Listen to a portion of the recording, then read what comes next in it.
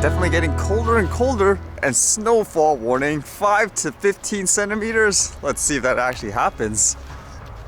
Alright, what did I read today?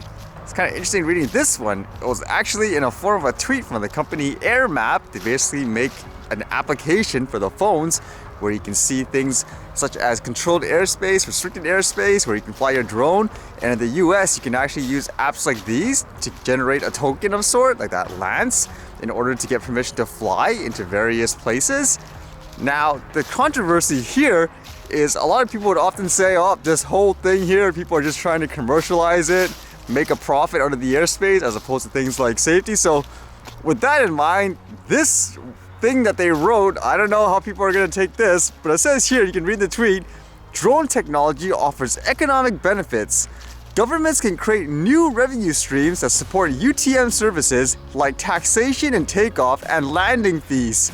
Taxation and fees just to take off and land? What are they thinking? And it also says they can also design incentive programs that encourage UAS and AAM businesses to locate in their communities. Wow, how are people going to take that down there? Imagine that, you just want to take off your drone maybe just for fun, and in order to do that, there's a paywall.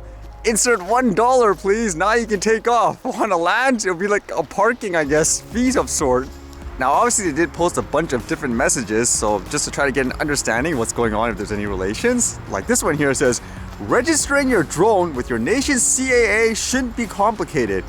AirMap's registry makes it easy for operators to share information with airspace's authorities while safeguarding personal privacy.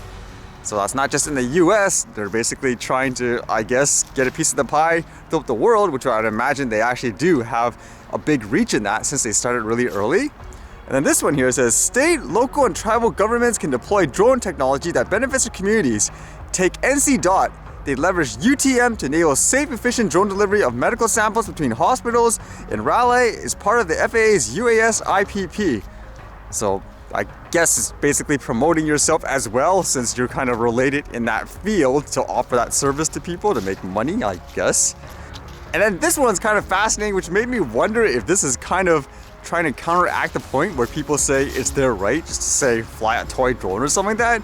This one says, state, local, and tribal governments have always had the authority to regulate UAS takeoff and landing via their zoning authority and police powers, but they may want to do more to enable safe drone use in their communities. With UTM systems, state, local, and tribal authorities can gain visibility into nearby drone operations and publish airspace restrictions and notices to drone operators. These rules will be tiered according to levels of authority within the UTM system. I suppose that's a way of saying they have the platform and resources to give them to enable them to do this, and that's what led into that other quote, the controversial one, I guess, taxation for takeoff and landing fees. So how would people feel about this, especially if you use their programs? It kind of reminds me again, if there's like a business, for example, where they come across face value, we're for this and that, we encourage, I don't know, things like recreational flying and all that, but behind the scenes, you think, again, they're on your side, you're giving them money, resources and all that, but in the background, they're actually, in a sense, encouraging stuff like this. Man, is it too late to turn back at this point because you've given them too much, I guess, money and resources? That's why I'm always really cautious, like even here, about all those people, what I would call like phonies. They say they're on your side and this, but in the background, like you can see like in transcripts and stuff like that, like I showed you guys, in the background, they're like, yeah, recreational flyers, dangerous, they need to be regulated immediately. I know reading back, actually, there was some controversy with this company because I believe there was a person that was part of an organization that actually encouraged things like more, I guess you could say, restrictions for things like drones and stuff like that. Because I remember like one of these articles, like this one says, the biggest threat to drone innovation is a group you've never heard of. And this is all the way back in 2018. A little known but highly influential group of attorneys from across the country will soon meet in Detroit and could change our skies forever. They claim their draft model legislation concerning drones will help protect privacy. However, their actions could have a far-reaching effect on innovation, safety, and future drone operations. The state-appointed members of uniform law commissions aim to promote uniformity by proposing model legislation for consideration by legislators across the country. In Detroit, the ULC will continue to work on a proposed tort law relating to Drones Act, drafted by commissioners who have no aviation or drone experience and without consulting the federal government, state legislators, or the industry. The draft proposal draws an inflexible, arbitrary line 200 feet in the sky and, if enacted by the states, would establish a new aerial trespass law. It annoys private property owners as a de facto air traffic controllers, giving them a right to establish a no-fly zones and creating a maze of flight paths with differing rules that operators must navigate on a house-by-house basis. So apparently with this group back then, again, this is really old, there was someone from the AirMap, I believe it's this person here, it says AirMap co-founder Gregory S. McNeil. They were saying he basically was encouraging things like, for example, saying the airspace, like the lower one, is really complex, so you need, I guess, more solutions and stuff like that to manage it. And there was actually a speech of sort done on there. And one of the things he said, which kind of caught my attention, which was, okay, imagine you're living in a world right now where kids are going to school or something like that, and you see millions of drones in the air. Like, people won't stand for that, so you need some way to manage that, to give people permission, yeah, you can fly your drones. I walk my kid to school every morning. It will not work if every morning autonomous drones are flying at low altitude over that school. The public reaction will be an absolute outcry that will shut our industry down. There has to be some collaborative approach. It has to be some collaborative approach, perhaps premised on remote identification and tracking, perhaps something that has certain numbers of certain curfews. Makes me curious, are they terrified of little robot helpers following you too? What happens if everyone has this in the future? Whereas my perspective would be, okay, what do you consider as a quote drone? Because I even said before, a drone isn't necessarily a DJI drone. What happens if you let's just say, okay, 1 million kids walking a block, they all have this little tiny drone, like literally a 20-gram drone flying around. Are you gonna say, oh man, no, everything on that needs like ID and so forth. You need permission, land and takeoff fees. How ridiculous would that be? So in my opinion, that's a little closed-minded. If you're talking about humongous drones, like maybe from Amazon in the future or something like that, delivering huge parcels, that is completely different. I even said before, be my guest, regulate them like nuts. That would be different. If you have 1 million parcels that weigh like 500 kilograms or whatever flying over people's heads, that's completely different. It makes me wonder again, where even for places like here in Canada, will people wisen up?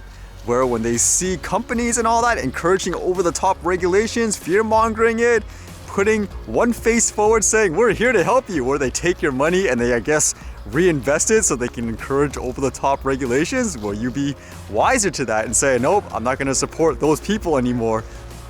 I mean, one sad thing, honestly, is a lot of people even ask me, just with the way it is currently, who can they trust in terms of, I guess, like a place, a school, a flight reviewer or whatever. And the sad thing is, for the majority of places I've seen, if you look online, there's somebody associated with the company in some ways where they encourage things. For example, they would say they want things like the Mini to be regulated more. They think people should do more in terms of like those exams and stuff to make it more complicated. I mean, you can see it online. They might not say it face value on, like, say, the corporate site, but just look, it's there. And that's the unfortunate thing. It's not too hard to find online. I think one of the common themes that I see in terms of the sketchy people, I would say, is they would tell you, I didn't come up with the laws and so forth, I'm just selling you a service. Yet there's actual public records of them saying things like, oh yeah, we had influence on things like, I don't know, the questions or whatever, the test in terms of building it. How hypocritical is that? But yeah, it just shows you, like, there, people are playing like both sides of the fence, telling you, yeah, I'm on your side, when in reality they're not. It's just more about making money. I think this would be a potentially interesting case study too. Let's just assume the majority of people are upset over this and they'll say, oh, I'll stop using the product. But in this case, since the industry is so still new, if that's what you want to say, are they too big now because people gave them too much money, resources, and trust, and they have so much influential power? Does it not matter? Like, you're just a little guy. They can make whatever decision they want, and you're just, I guess, in the way. It'd be kind of interesting to see if there's any effect, unless the majority of the people agree. They want things like landing and takeoff fees and all that.